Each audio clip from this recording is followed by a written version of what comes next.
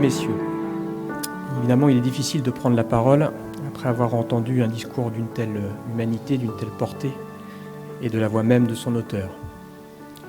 Albert Camus l'a prononcé à l'hôtel de ville de Stockholm le 10 décembre 1957, ayant appris le 17 octobre que le prix Nobel lui était décerné pour l'ensemble de son œuvre, je cite l'Académie, mettant en lumière les problèmes qui se posent de nos jours à la conscience des hommes. L'annonce avait créé chez cet homme si peu mondain, si peu à son aise dans la gloire littéraire, un grand trouble, redoublé par la sinistre campagne de dénigrement qui l'avait accompagné dans la presse, où même ses anciens amis le caricaturèrent en écrivain officiel, traître à lui-même.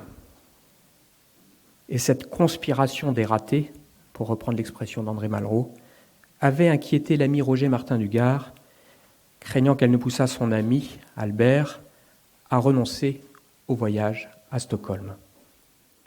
Mais Albert Camus était décidé à jouer loyalement le jeu, sans illusion, certes, ni orgueil, mais sans cynisme. Il s'agissait là d'une faveur du destin, écrit-il, qui n'avait rien d'indigne à l'égard des siens, au sens le plus intime, comme au sens le plus large du terme, ses lecteurs, ni à l'égard de son œuvre. Cette nouvelle tribune offrait l'occasion de s'expliquer encore et d'effacer peut-être les malentendus sur son engagement d'artiste en lui donnant une portée générale, au-delà même de sa situation particulière. Il se prêta donc avec application et ferveur à l'exercice, accompagné en Suède par son épouse Francine et par ses éditeurs et amis Claude et Michel Gallimard. Les conseils de Roger Martin du Gard lui furent très précieux, l'auteur des Thibauts parlant d'expérience, bien sûr, puisqu'il avait lui-même fait le voyage à Stockholm en 1937 pour recevoir son Nobel. Et son grand conseil, auquel Albert Camus se tint, fut celui-ci, je cite Roger Martin du Gard. « Un type comme vous, qui à cette occasion de s'adresser à un public international, se doit, à mon avis, de faire une déclaration importante, substantielle, significative, et qui fasse date. Ne vous y trompez pas. C'est bien ça qu'on attend de vous, non seulement là-bas, mais en France et dans le monde. Et il serait souhaitable, croyez-moi, que ce discours ait un accent grave, confidentiel, très personnel, sous une forme très accessible à tous, très claire, qui porte et dont on se souvienne. Le tour de force serait de sortir le fond du sac, sans subtilité, en quelques formules frappantes et générales. Ce qui sera dit restera. » Quel bon ami que ce Martin du Gard. Et cette amitié fut présente à l'esprit d'Albert Camus durant tout son séjour à Stockholm. Séjour durant lequel il prononça un autre discours, le 14 décembre 1957, il y a donc exactement aujourd'hui 60 ans, dans le grand amphithéâtre de la vieille université d'Uppsala. Un discours plus ample que celui de Stockholm, portant toujours sur la responsabilité de l'artiste sous l'angle des rapports entre art et réalité. Je suis frappé de voir avec quelle supérieure harmonie s'organise votre existence, dira Martin du Gard à son ami. Comment chaque parole, chaque geste vient se placer dans la trame, la compléter, l'enrichir.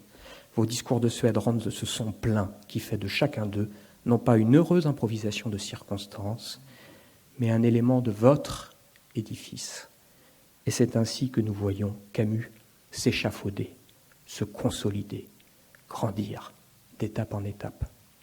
C'est donc un grand privilège que de pouvoir revivre ce soir ces deux grands moments grâce à l'hospitalité de la Bibliothèque historique de la ville de Paris et de sa directrice, Madame Emmanuelle Toulet, et en présence de Madame Catherine Camus et de sa famille, et bien sûr, grâce à un magnifique acteur et lecteur, M. Guillaume Gallienne, que nous remercions très chaleureusement d'avoir bien voulu, lui aussi, se prêter au jeu en nous lisant, à l'occasion de cette soirée anniversaire, le deuxième discours de Suède d'Albert Camus. Merci à tous.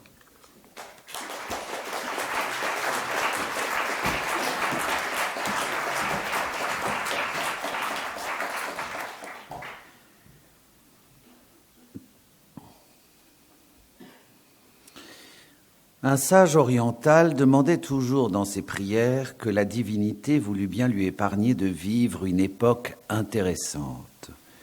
Comme nous ne sommes pas sages, la divinité ne nous a pas épargnés et nous vivons une époque intéressante. En tout cas, elle n'admet pas que nous puissions nous désintéresser d'elle. Les écrivains d'aujourd'hui savent cela. S'ils parlent, les voilà critiqués et attaqués. Si, devenus modestes, ils se taisent, on ne leur parlera plus que de leur silence pour le leur reprocher bruyamment. Au milieu de ce vacarme, l'écrivain ne peut plus espérer se tenir à l'écart pour poursuivre les réflexions et les images qui lui sont chères. Jusqu'à présent, et tant bien que mal, l'abstention a toujours été possible dans l'histoire. Celui qui n'approuvait pas, il pouvait souvent se taire ou parler d'autre chose. Aujourd'hui, tout est changé. Le silence même prend un sens redoutable.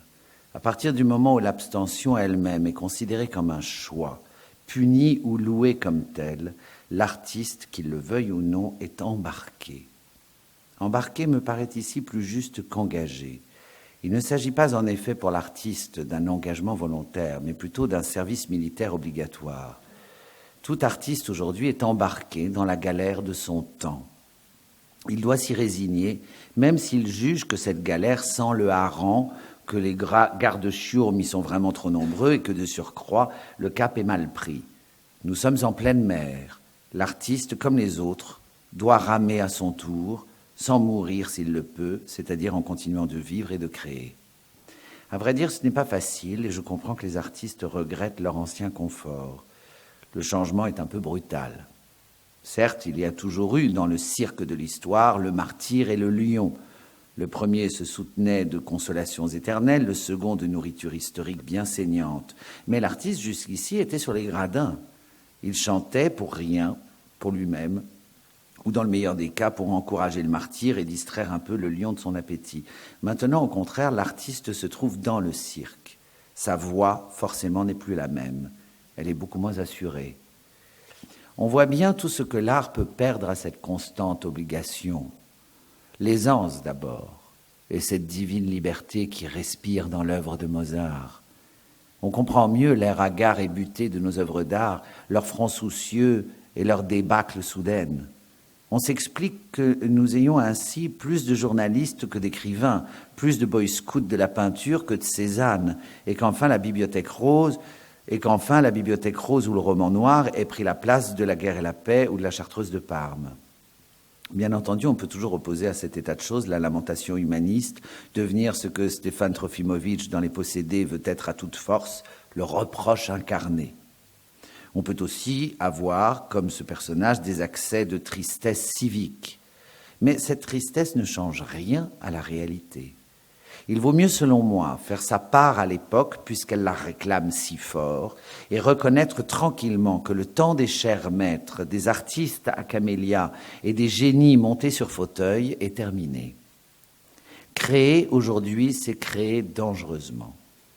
Toute publication est un acte, et cet acte expose aux passions d'un siècle qui ne pardonne rien. La question n'est donc pas de savoir si cela est ou n'est pas dommageable à l'art. La question pour tous ceux qui ne peuvent vivre sans l'art et ce qu'il signifie est seulement de savoir comment, parmi les polices de tant d'idéologies, que d'églises, quelle solitude, l'étrange liberté de la création reste possible. Il ne suffit pas de dire à cet égard que l'art est menacé par les puissances d'État. Dans ce cas, en effet, le problème serait simple, l'artiste se bat ou capitule. Le problème est plus complexe, plus mortel aussi, dès l'instant où l'on s'aperçoit que le combat se livre au-dedans de l'artiste lui-même. La haine de l'art, dont notre société offre de si beaux exemples, n'a tant d'efficacité aujourd'hui que parce qu'elle est entretenue par les artistes eux-mêmes. Le doute des artistes qui nous ont précédés touchait à leur propre talent. Celui des artistes d'aujourd'hui touche à la nécessité de leur art, donc à leur existence même. Racine, en 1957, s'excuserait d'écrire Bérénice au lieu de combattre pour la défense de l'édit de Nantes. Cette mise en question de l'art par l'artiste a beaucoup de raisons, dont il ne faut retenir que les plus hautes. Elle s'explique, dans le meilleur des cas, par l'impression que peut avoir l'artiste contemporain de mentir ou de parler pour rien s'il ne tient compte des misères de l'histoire. Ce qui caractérise notre temps, en effet, c'est l'éruption des masses et de leurs conditions misérables devant la sensibilité contemporaine. On sait qu'elles existent, alors qu'on avait tendance à l'oublier. Et si on le sait, ce n'est pas que les élites artistiques ou autres soient devenues meilleures, non, rassurons-nous. C'est que les masses sont devenues plus fortes et empêchent qu'on les oublie. Il y a d'autres raisons encore, et quelques-unes moins nobles, à cette démission de l'artiste. Mais quelles que soient ces raisons, elles concourent au même but, décourager la création libre en s'attaquant à son principe essentiel, qui est la foi du créateur en lui-même. L'obéissance d'un homme à son propre génie, a dit magnifiquement Emerson, c'est la foi par excellence. Et un autre écrivain américain du XIXe siècle ajoutait « Tant qu'un homme reste fidèle à lui-même, tout abonde dans son sens, gouvernement, société, le soleil même, la lune et les étoiles. » Ce prodigieux optimisme semble mort aujourd'hui. L'artiste, dans la plupart des cas, a honte de lui-même et de ses privilèges s'il en a. Il doit répondre avant toute chose à la question qu'il se pose, l'art est-il un luxe mensonger ? La première réponse honnête que l'on puisse faire est celle-ci. Il arrive en effet que l'art soit un luxe mensonger. Sur la dunette des galères, on peut toujours et partout, nous le savons, chanter les constellations pendant que les forçats rament et s'exténuent dans la cale. On peut toujours enregistrer la conversation mondaine qui se poursuit sur les gradins du cirque pendant que la victime craque sous la dent du lion. Et il est bien difficile d'objecter quelque chose à cet art qui a connu de grandes réussites dans le passé. Sinon ceci, que les choses ont un peu changé, et qu'en particulier, le nombre des forçats et des martyrs a prodigieusement augmenté sur la surface du globe. Devant tant de misère, cet art, s'il veut continuer d'être un luxe, doit accepter aujourd'hui d'être aussi un mensonge. De quoi parlerait-il en effet ? S'il se conforme à ce que demande notre société dans sa majorité, il sera divertissement sans portée. S'il la refuse aveuglément, si l'artiste décide de s'isoler dans son rêve, il n'exprimera rien d'autre qu'un refus. Nous aurons ainsi une production d'amuseurs ou de grammairiens de la forme qui, dans les deux cas, aboutit à un art coupé de la réalité vivante. Depuis un siècle environ, nous vivons dans une société qui n'est même pas la société de l'argent. L'argent ou l'or peuvent susciter des passions charnelles, mais celle des symboles abstraits de l'argent. La société des marchands peut se définir comme une société où les choses disparaissent au profit des signes. Quand une classe dirigeante mesure ses fortunes, non plus à l'argent, à l'arpent de terre, ni au lingot d'or, mais au nombre de chiffres correspondant idéalement à un certain nombre d'opérations d'échange, elle se voue du même coup à mettre une certaine sorte de mystification au centre de son expérience et de son univers.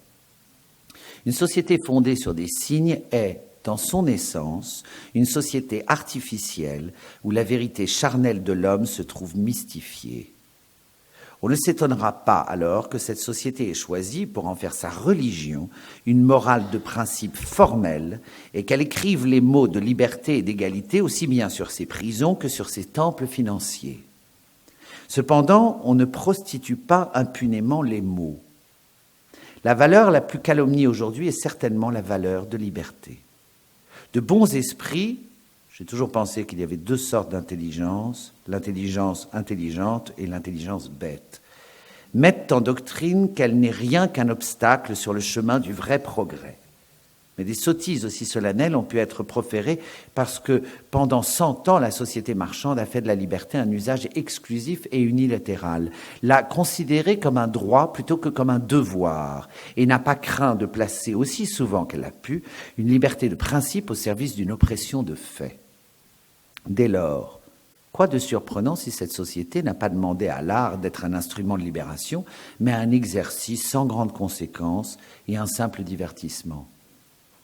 Tout un beau monde où l'on Tout un beau monde où l'on avait surtout des peines d'argent et seulement des ennuis de cœur s'est ainsi satisfait pendant des dizaines d'années de ces romanciers mondains et de l'art le plus futile qui soit, celui à propos duquel Oscar Wilde, songeant à lui-même avant qu'il ait connu la prison, disait que le vice suprême est d'être superficiel. Les fabricants d'art, je n'ai pas encore dit les artistes, de l'Europe bourgeoise, avant et après 1900, ont ainsi accepté l'irresponsabilité, parce que la responsabilité supposait une rupture épuisante avec leur société. Ceux qui ont vraiment rompu s'appelaient Rimbaud, Nietzsche, Strindberg, et l'on connaît le prix qu'ils ont payé. C'est de cette époque que date la théorie de l'art pour l'art, qui n'est que la revendication de cette irresponsabilité.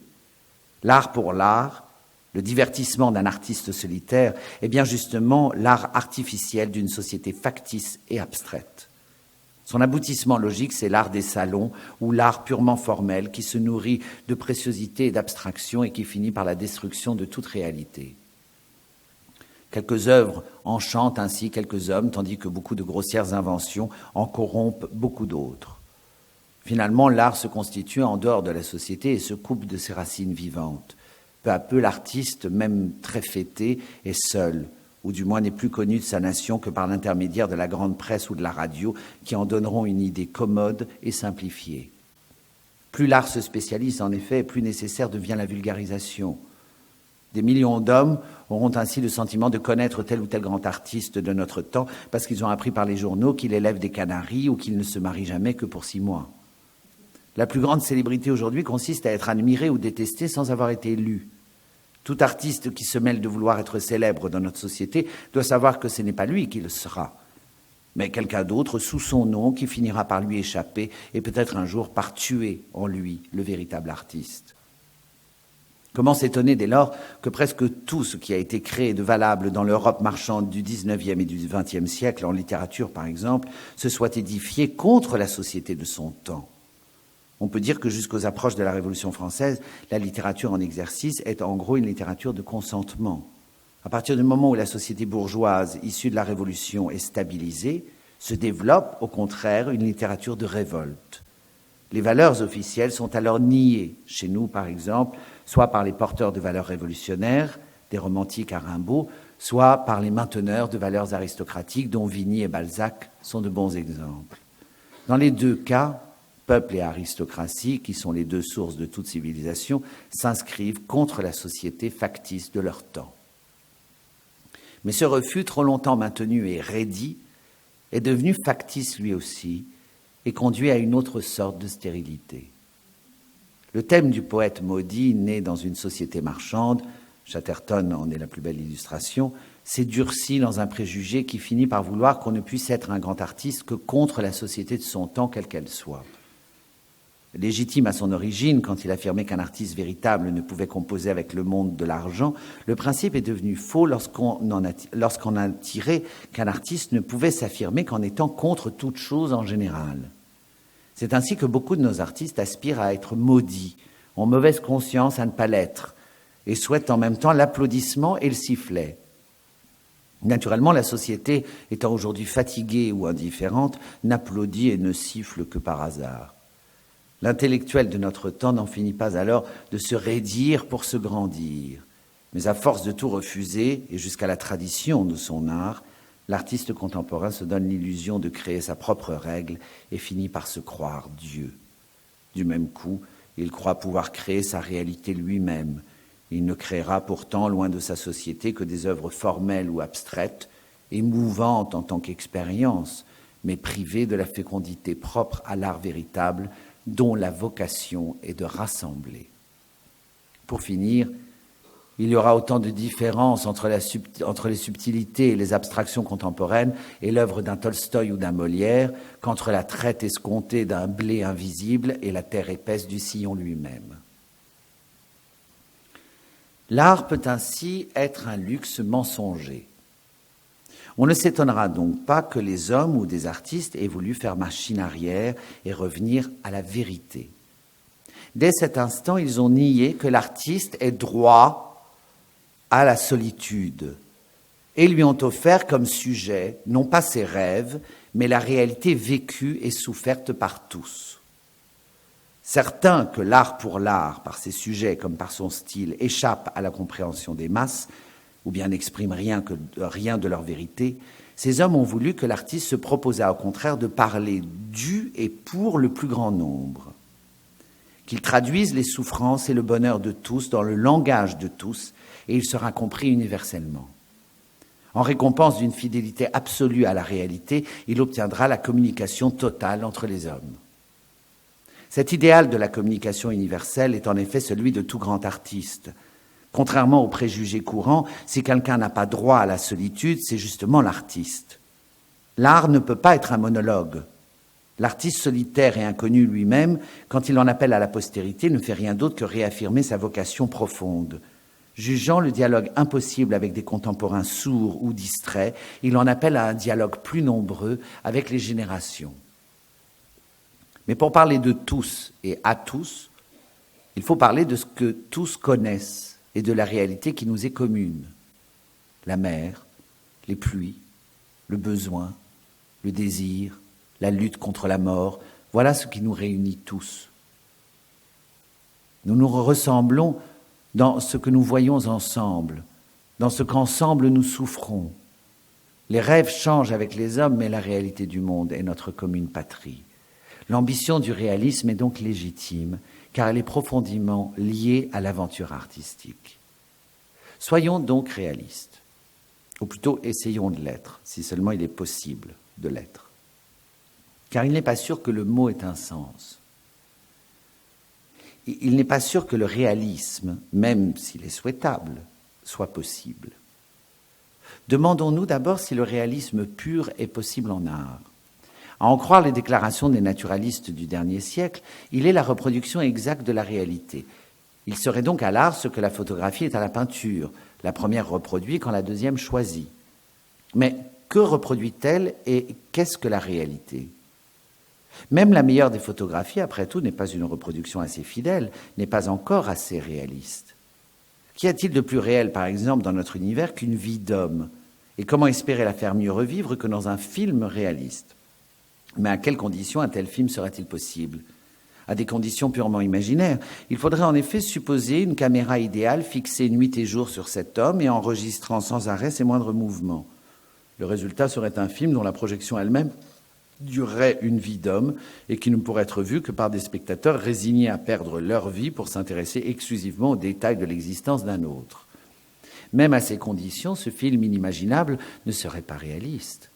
Pour cette raison simple que la réalité d'une vie d'homme ne se trouve pas seulement là où il se tient, elle se trouve dans d'autres vies qui donnent une forme à la sienne, vie d'êtres aimés d'abord, qu'il faudrait filmer à leur tour, mais vie aussi d'hommes inconnus, puissants et misérables, concitoyens, policiers, professeurs, compagnons invisibles des mines et des chantiers, diplomates et dictateurs, réformateurs religieux, artistes qui créent des mythes décisifs pour notre conduite, humbles représentants enfin du hasard souverain qui règne sur les existences les plus ordonnées.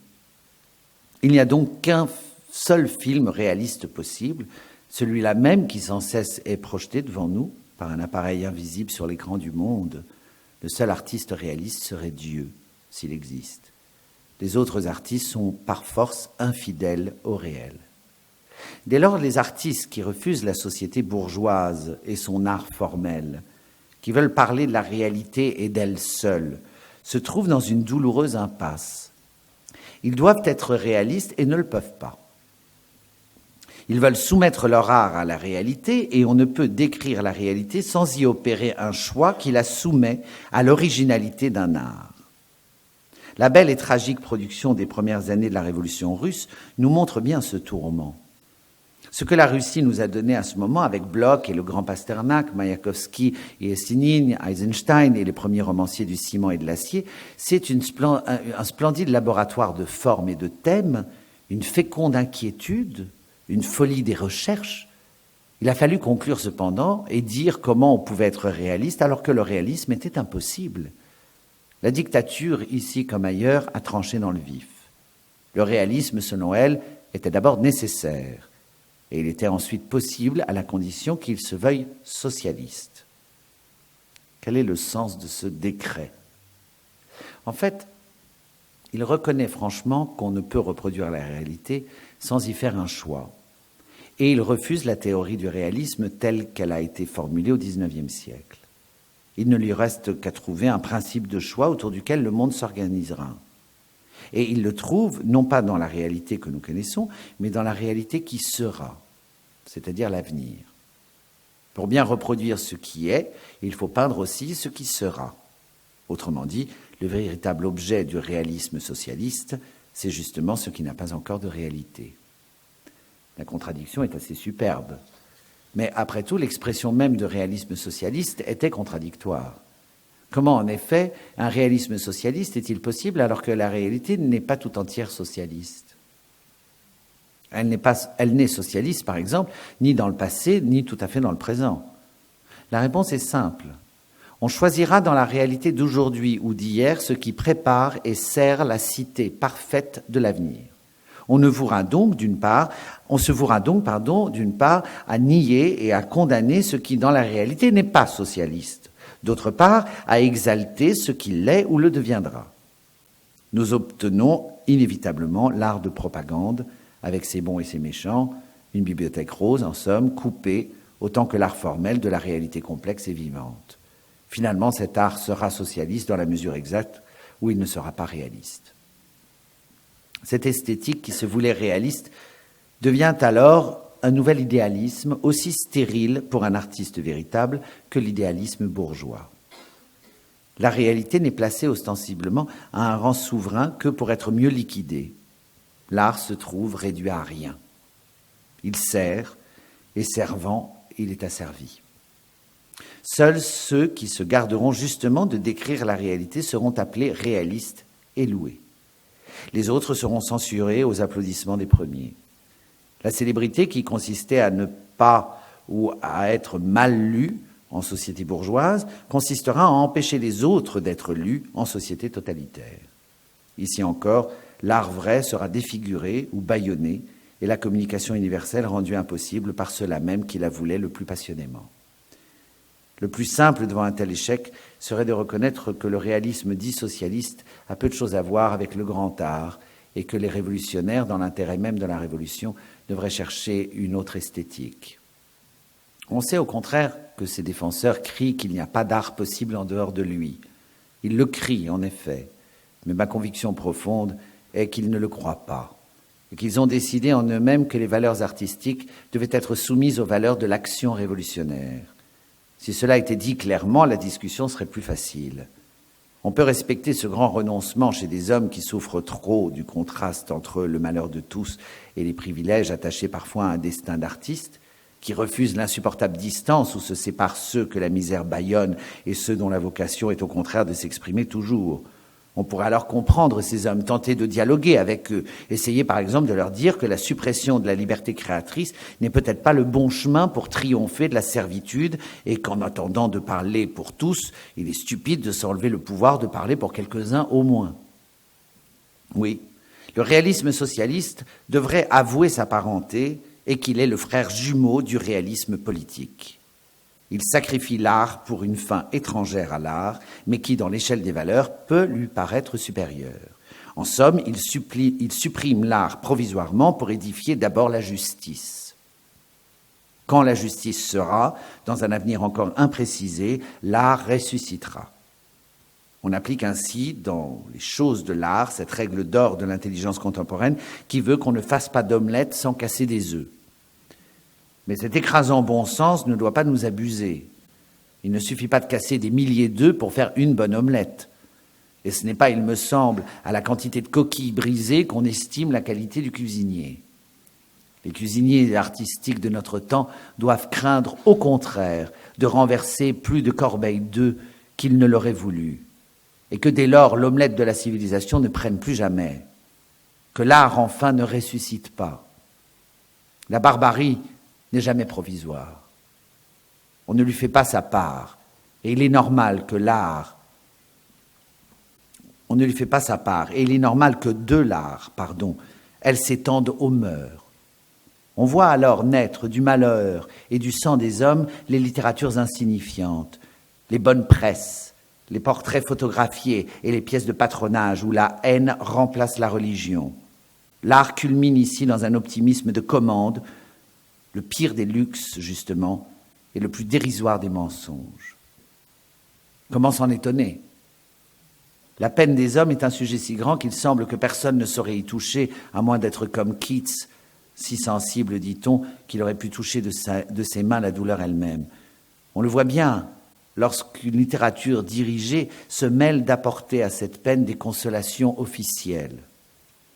Le mensonge de l'art pour l'art faisait mine d'ignorer le mal et en prenait ainsi la responsabilité. Mais le mensonge réaliste, s'il prend sur lui avec courage de reconnaître le malheur présent des hommes, le trahit aussi gravement en l'utilisant pour exalter un bonheur à venir dont personne ne sait rien et qui autorise donc toutes les mystifications.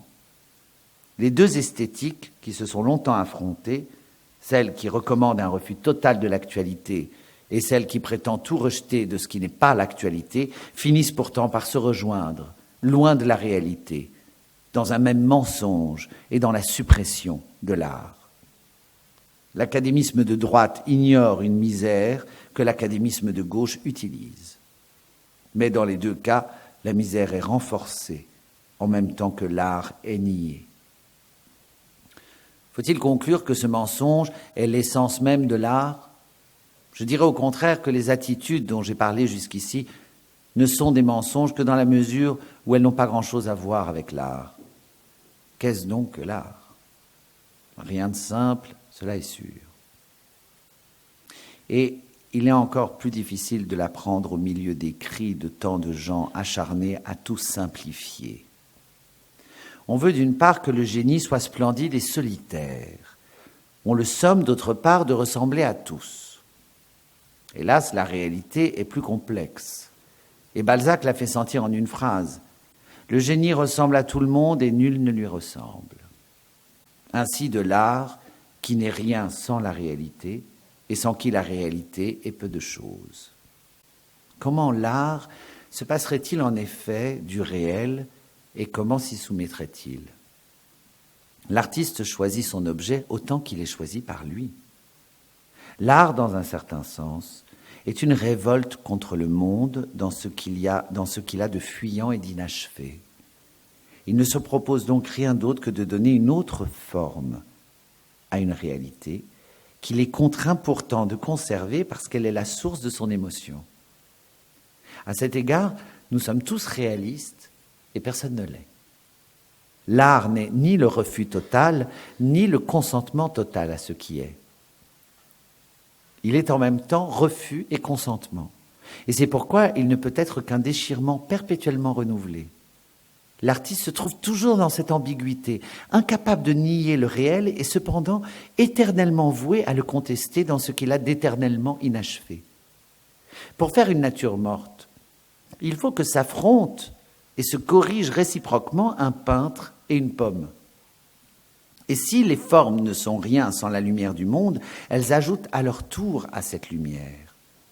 L'univers réel qui, par sa splendeur, suscite les corps et les statues, reçoit d'eux en même temps une seconde lumière qui fixe celle du ciel.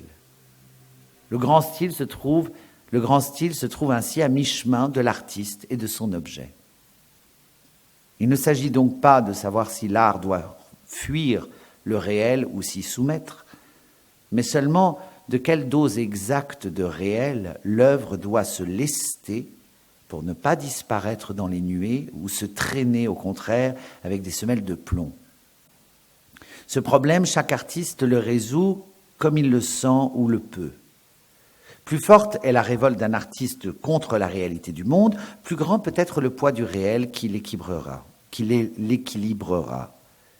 Mais ce poids ne peut jamais étouffer l'exigence solitaire de l'artiste. L'œuvre la plus haute sera toujours, comme dans les tragédies grecques, dans Melville, Tolstoï ou Molière, celle qui équilibrera le réel et le refus que l'homme oppose à ce réel, chacun faisant rebondir l'autre dans un incessant jaillissement qui est celui-là même de la vie joyeuse et déchirée. Alors surgit, de loin en loin, un monde neuf, différent de celui de tous les jours et pourtant le même, particulier mais universel. plein d'insécurité innocente, suscité pour quelques heures par la force et l'insatisfaction du génie. C'est cela, et pourtant ce n'est pas cela. Le monde n'est rien et le monde est tout. Voilà le double et inlassable cri de chaque artiste vrai. Le cri qui le tient debout, les yeux toujours ouverts, et qui, de loin en loin, réveille pour tous, au sein du monde endormi, l'image fugitive et insistante d'une réalité que nous reconnaissons sans l'avoir jamais rencontrée. De même, devant son siècle, l'artiste ne peut ni s'en détourner, ni s'y perdre. S'il s'en détourne, il parle dans le vide. Mais inversement, dans la mesure où il le prend comme objet, il affirme sa propre existence en tant que sujet et ne peut s'y soumettre tout entier. Autrement dit, c'est au moment même où l'artiste choisit de partager le sort de tous qu'il affirme l'individu qu'il est.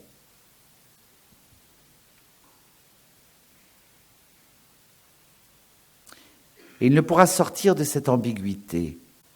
L'artiste prend de l'histoire ce qu'il peut en voir lui-même ou y souffrir lui-même, directement ou indirectement.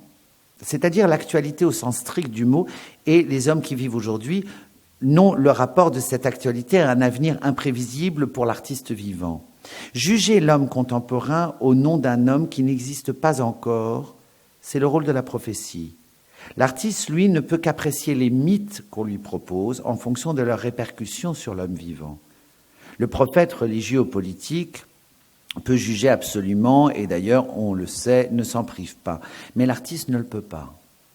S'il jugeait absolument, il partagerait sans nuance la réalité entre le bien et le mal. Il ferait du mélodrame.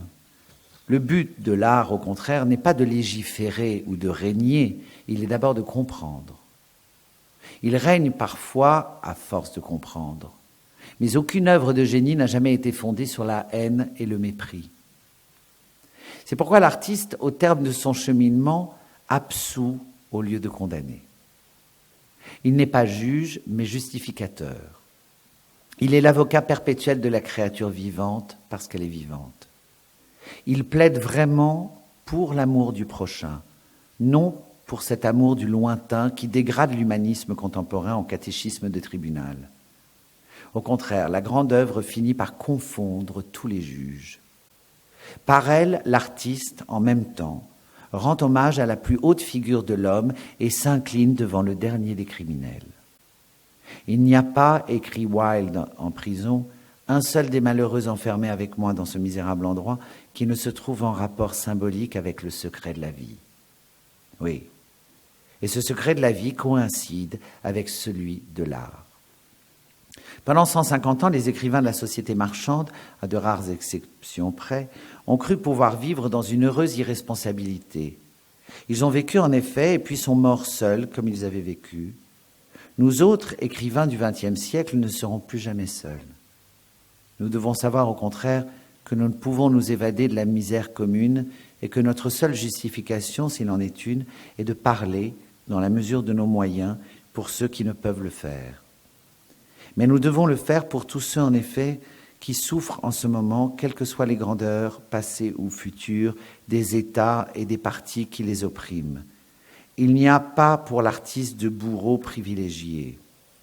C'est pourquoi la beauté, même aujourd'hui, surtout aujourd'hui, ne peut servir aucun parti. Elle ne sert à longue ou brève échéance que la douleur ou la liberté des hommes. Le seul artiste engagé est celui qui, sans rien refuser du combat, refuse du moins de rejoindre les armées régulières, je veux dire le franc-tireur.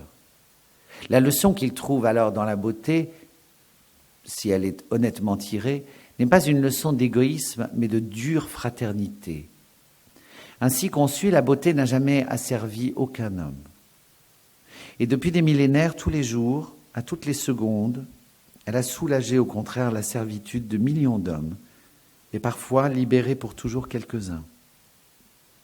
Pour finir, peut-être touchons-nous ici la grandeur de l'art dans cette perpétuelle tension entre la beauté et la douleur, l'amour des hommes et la folie de la création, la solitude insupportable et la foule harassante, le refus et le consentement. Il chemine entre deux abîmes qui sont la frivolité et la propagande. Sur cette ligne de crête où avance le grand artiste, chaque pas est une aventure, un risque extrême. Dans ce risque pourtant, et dans lui seul, se trouve la liberté de l'art. Liberté difficile et qui ressemble plutôt à une discipline ascétique. Quel artiste le nierait?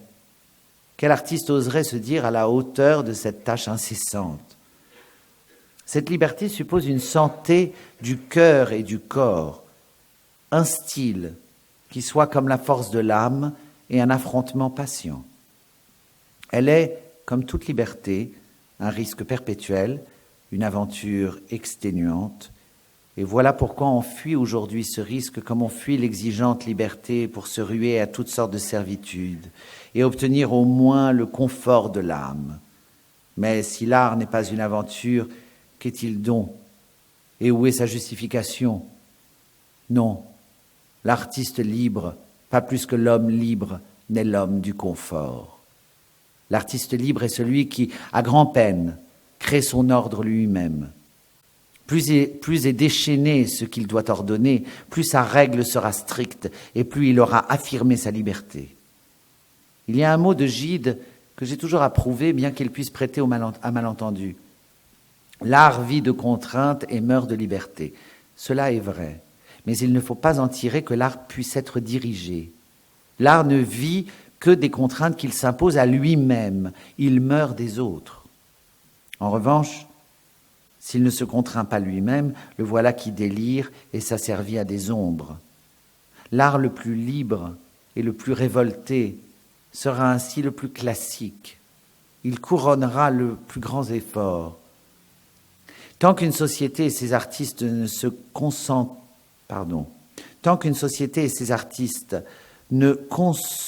consentent pas à ce long et libre effort, tant qu'ils se laissent aller au confort des divertissements ou à celui du conformisme, au jeu de l'art pour l'art ou au prêche de l'art réaliste, ces artistes restent dans le nihilisme et la stérilité. Dire cela, c'est dire la Renaissance aujourd'hui, et dire que la Renaissance aujourd'hui dépend de notre courage et notre volonté de clairvoyance. Oui, cette Renaissance est encore entre nos mains à tous.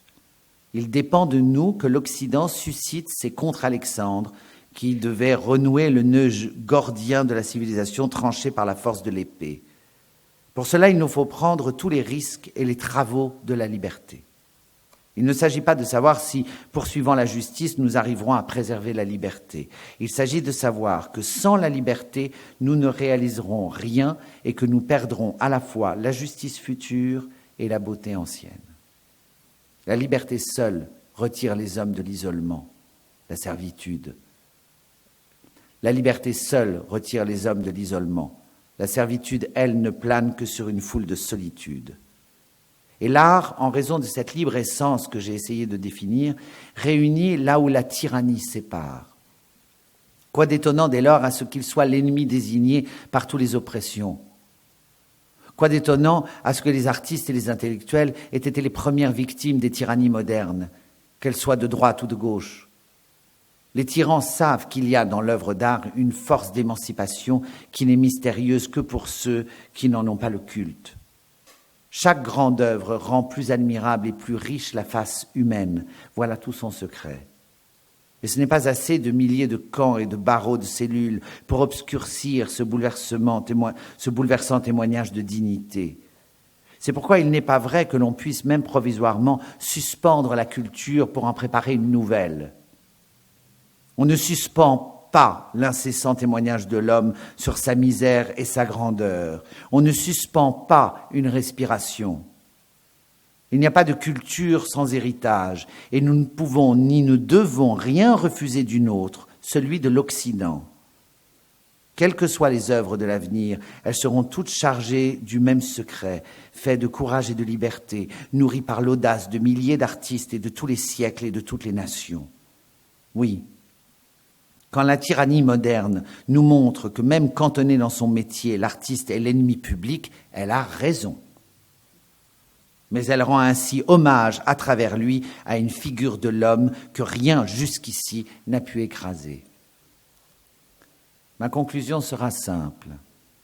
Elle consistera à dire, au milieu même du bruit et de la fureur de notre histoire, réjouissons-nous. Réjouissons-nous en effet d'avoir vu mourir une Europe menteuse et confortable et de nous trouver confrontés à de cruelles vérités. Réjouissons-nous en tant qu'hommes, puisqu'une longue mystification s'est écroulée et que nous voyons clair dans ce qui nous menace. Et réjouissons-nous en tant qu'artistes, arrachés au sommeil et à la surdité, maintenus de force devant la misère, les prisons, le sang.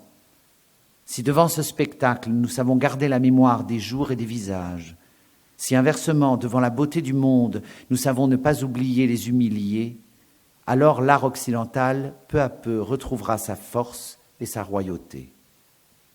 Certes, il est dans l'histoire peu d'exemples d'artistes confrontés avec de si durs problèmes. Mais justement, lorsque les mots et les phrases, même les plus simples, se paient en poids de liberté et de sang, l'artiste apprend à les manier avec mesure. Le danger rend classique et toute grandeur, pour finir, à sa racine dans le risque.